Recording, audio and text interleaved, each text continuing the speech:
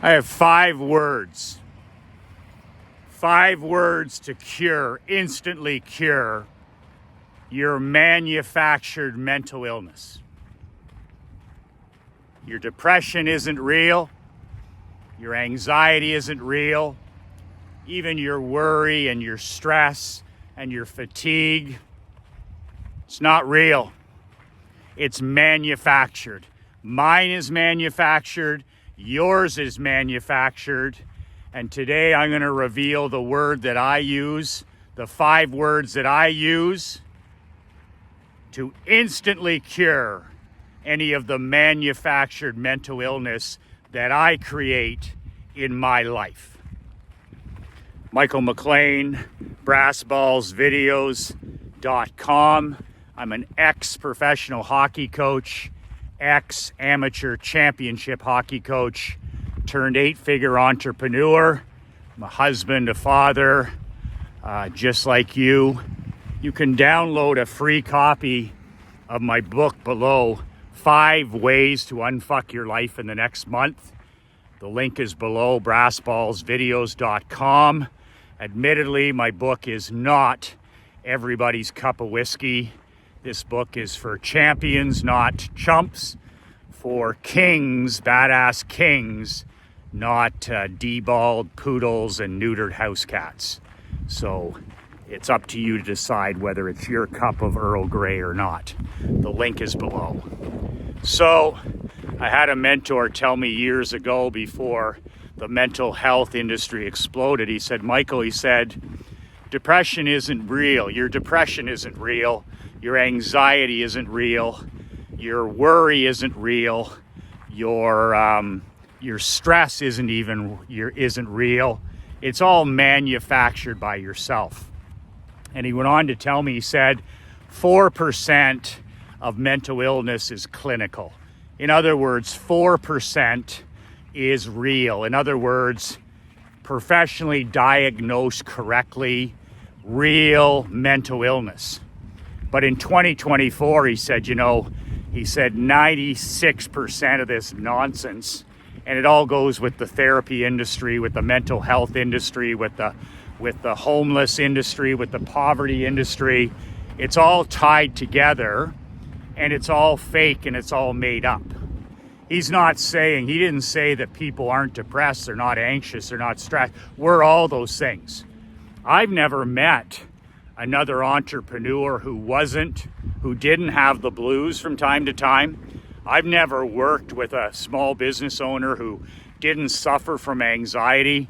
I've never worked with an athlete, pro or amateur, that wasn't stressed, that didn't worry. I'm sorry, but I've never worked with an athlete, an entrepreneur, or a small business owner. I've never worked with an elite man who hasn't suffered from mental illness. The biggest thing is they realize that most of it is manufactured by themselves, which means they're in control now to unmanufacture it. They're the cause, and these are the effects. And because we're the cause in most cases, we can be the person who affects the change. If you're manufacturing sadness, you're manufacturing anxiety, depression, stress, and worry in your life, you're also the individual who can manufacture the cure. And that's what I'm going to provide you today. I have a friend of mine, top 1% of 1%er, as a husband, as a father, the whole deal. This guy is a wrecking machine. And he always said to me, he said, depression is the disease of selfish people. Depression is a selfish man's disease. And admittedly, when I first heard that, I'm like, ooh, that's a bit harsh. I've had the blues from time to time every year. I've suffered from anxiety and stress and worry, which is normal. It's part of life, like my pop says. Are you kidding me? The only people that aren't suffering depression, anxiety, worry, and stress, my dad always said, up at the graveyard, 6 feet under. Like literally all of that is part of being an entrepreneur, being a husband, being a father, being a human being. And I have never met somebody that's not suffering from a cocktail of almost all of them. In fact, I've always said, as a consultant and as a hockey coach and as a sports coach, I don't trust anybody who doesn't admit to those kinds of things. I don't trust anybody that doesn't have a dark side. Like Tim Grover in Relentless talks about Michael Jordan's dark side, all the Kobe's dark side, Steve Jobs' dark side, Elon Musk's dark side, Henry Ford's dark side, Winston Churchill's dark side, Margaret Thatcher's dark side, Charles Barkley's dark side. And I agree with Grover. I don't trust anybody that's happy all the time. I know a couple of guys who, they drive me crazy because when you're around them for a few minutes, everything is the greatest, right? Everything is the best. And you never have any depth of conversation. You never get anywhere. You never get to know the person because they put on this mask of perfection. And I talked to my wife, Krista. I said, that person could never be an ally of mine. They come across as a nice guy when in reality, they're a gamma male. They're a, passive aggressive, two-faced, backstabbing, weak men. And I'm just sitting there going, I'd rather have the person in my life, and I have a handful of them, who are just open books. They're like, sometimes I get the blues. Sometimes I'm feeling stressed about the future. I'm anxious. Sometimes I feel really lonely as an entrepreneur. That's a big one for me. I feel like I think this is the loneliest job on earth, being a businessman and an entrepreneur. But I don't trust anybody who wears that mask of happiness all the time. It's just not natural. It's not real. So I love the authentic people, especially the entrepreneurs and athletes that I've worked with who say, I manufacture this in my life and I unmanufacture it. But man, that was a wake-up call when he said to me, depression is a selfish man's disease. And then he said to me, if you listen to the way a depressed person or an anxious person talks to themselves, he said, Michael, if you put that on a loudspeaker, he said, what do you think you hear that person talking to themselves all day, every day? Me, right? I grew up in the wrong town. My dad was a drunk. My mom was abusive. I didn't get the right job. I'm in the wrong country. It's Trump's fault. It's Biden's fault. It's the economy's fault.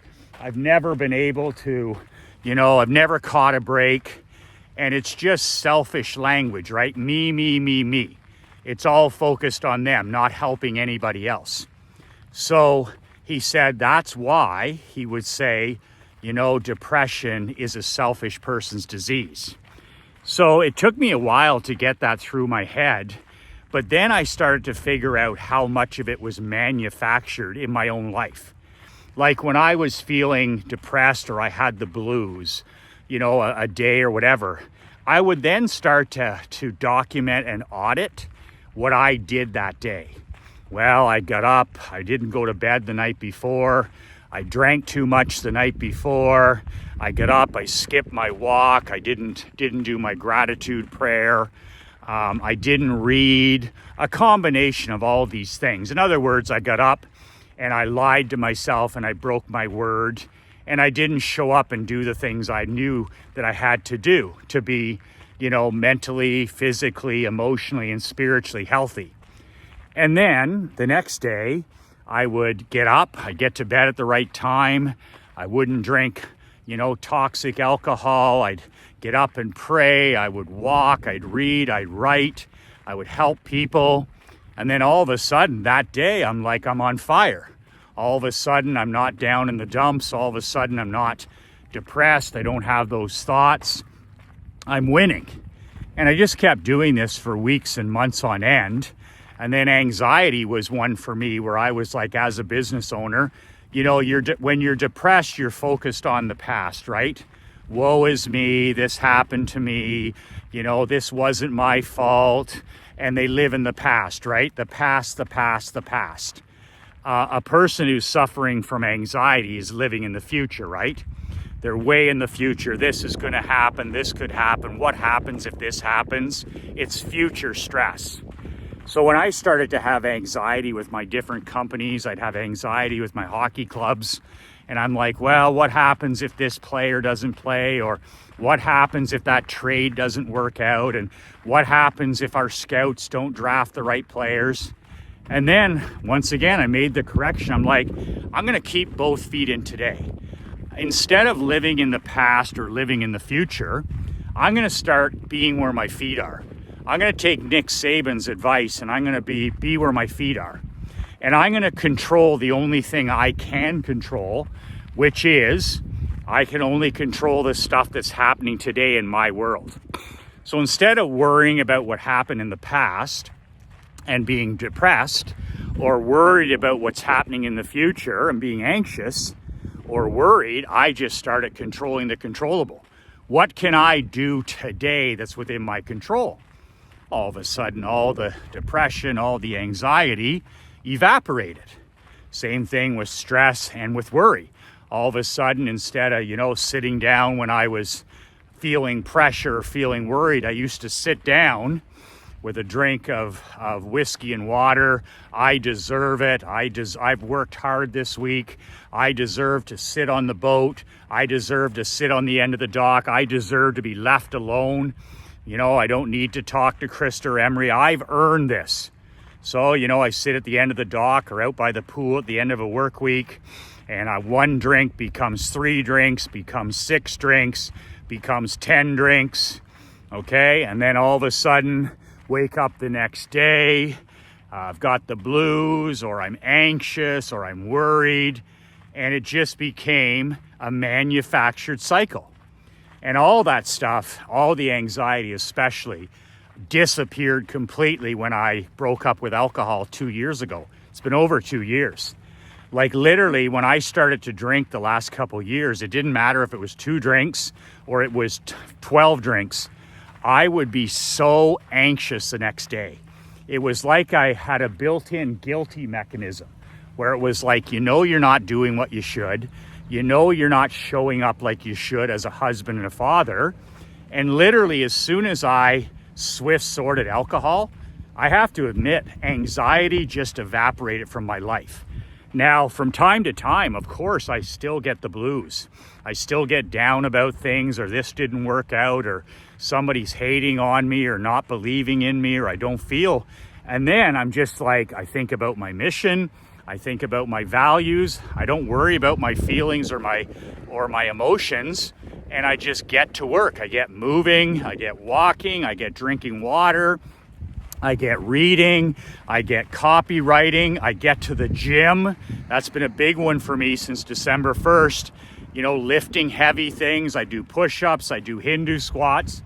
And those blues, that depression is gone. So I did something to manufacture it, and then I'm in control to do something to demanufacture it, to get it the hell out of my life.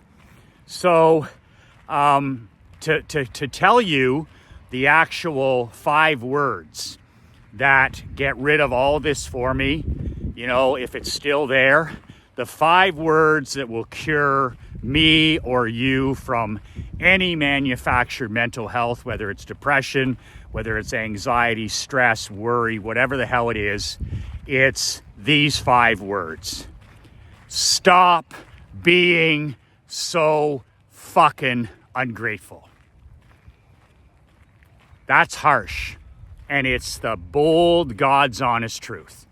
When I've done all this other stuff and I've controlled the controllable, I've walked, I've read, I've gone to the gym, I've dated my wife, I've drank water, I've eaten the right foods. If I still am suffering from feeling sorry for myself or being a victim, or I'm showing up as a cupcake or a snowflake or whatever it is, stop feeling sorry for yourself. Stop being so fucking ungrateful. And I had a mentor who pulled me aside one time. I was coaching his hockey team, and this is the baddest motherfucker I ever worked for in my life. He had a major impact on my life, not more than my dad or mom, but major impact. And one time, our team wasn't winning. Maybe we lost 2 games in a row, maybe top ranked teams in the country. And my body language and my breathing was negative. Had my head down between periods. The team's lost 2 in a row. Am I going to get fired? Do we have to make a trade? I'm a little down in the dumps. I'm anxious. I'm stressed. And he walks up to me as the owner of the team and he says, "You know what, Michael? Stop being so fucking ungrateful." And I was literally standing against the wall in the rink and I was stunned. Stop being so fucking ungrateful. He wasn't going to fire my ass. He was like, and then we talked a little bit about it on the bus ride home, which was about 11 hours. And he said in the Canadian North, and he said, most people would die to trade places with you. Most young coaches, 23, 24 years old, you're getting paid $30,000 a year to go to university. I'm paying for your rent. I'm paying you 30 grand. You're coaching my program. You're surrounded by winners. I'm giving you an opportunity to take another step towards pro hockey. He said, you're healthy. You have incredible parents. You have a great sister, great brother. You have people that love you, respect you. You get to coach these amazing kids. And he says, you're standing against the wall feeling fucking sorry for yourself. He goes, I'm not going to fire you because you lose 2 games. But he said, you better get your head on straight, because he says, I will at the end of the year fire your fucking ass if you don't stop being so fucking ungrateful. That was the only time he ever had to deliver that message to me. I was a selfish, entitled, overrated 23-year-old. I was a selfish, entitled, overrated 23-year-old. And Dan Hurley put me in my place, and he delivered the unvarnished truth that I needed to hear as a 23-year-old. Stop being so fucking ungrateful. And that's why you control the controllables. If we're manufacturing mental illness in our lives, the worst thing we can do is we can either become the victim. You can take the victim mentality. It's a plague in today's world. It's a plague with our children. It's a plague with our 20-somethings, it's a plague with people in their 50s, 60s, and 70s. Woe is me. Woe is me. We need to do the exact opposite. We need to say to ourselves, you know what? I'm 100% responsible for everything in my life, the wins and the losses. I'm 100% responsibility for everything that happens in my world, including my mental health. I'm 100% responsible for my peace of mind, for my happiness, and for whatever I manufacture. It's not somebody else's fault. And it's not up to a pill or a drug or big pharma or big government or big media or anybody else to give me these fake dopamines to help it. Your life may not all be your fault, but it's all your responsibility. Everything that happens in your life, your wins and losses, it's your fault. And even if you think it's not your fault, and it may not directly be your fault, you didn't pick your parents for one, but it's your responsibility to find a way to figure it out. FIO, figure it out. Figure it out. That's a game changer in 2024. FIO, figure it out. You're feeling depressed, figure it out. You're feeling anxious, figure it out.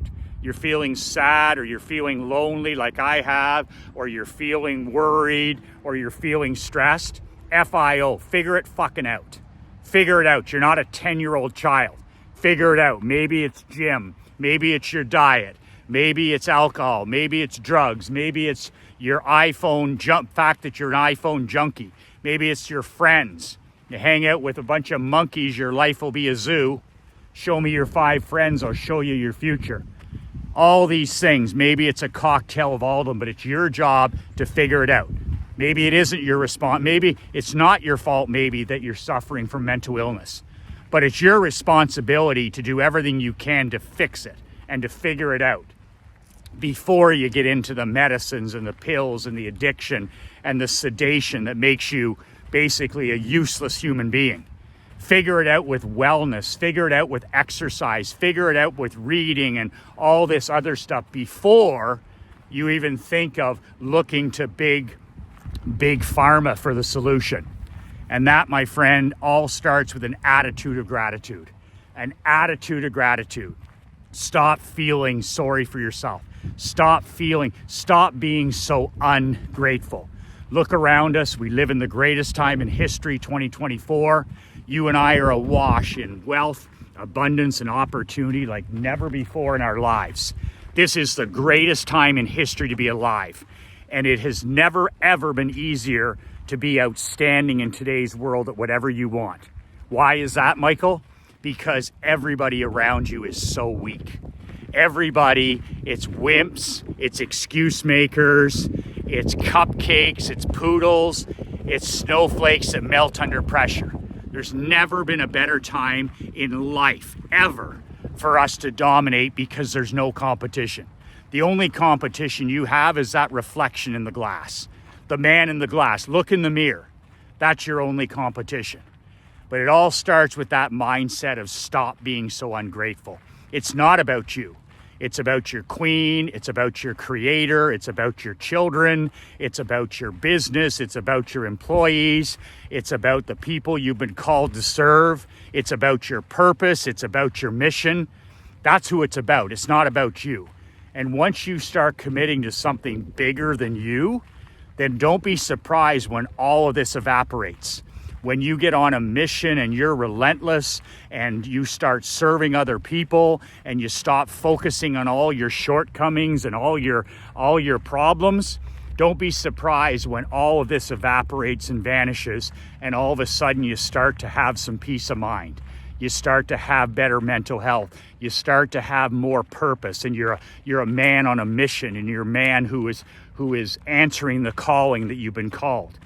Everybody's put on this earth for a reason. We just have to figure out what that calling is.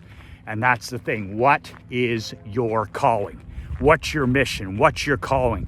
Why have you been put here? And the sooner you focus on that and stop being so damn ungrateful, the sooner you will fix all of your mental health problems. So I'm starting a mastermind. I love masterminds. I'm going to start one here at the end of the summer. Bill Glazier and Dan Kennedy's $30,000 mastermind literally transformed my life. I went from a struggling in business, making 30, 40, 50K a year, whining and complaining, to 6 figures and then 7 figures.